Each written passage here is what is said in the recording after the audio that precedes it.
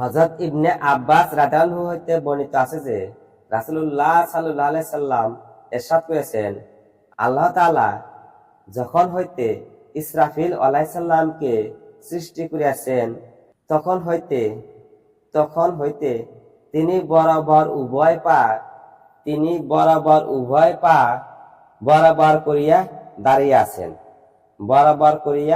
দাঁড়িয়ে আছেন।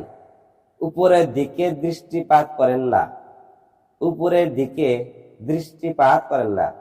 তাহার এবং আল্লাহ রাব্বুল আলামিনের মাঝখানে 70টি নূরের পর্দা রহিয়াছে। প্রতিটি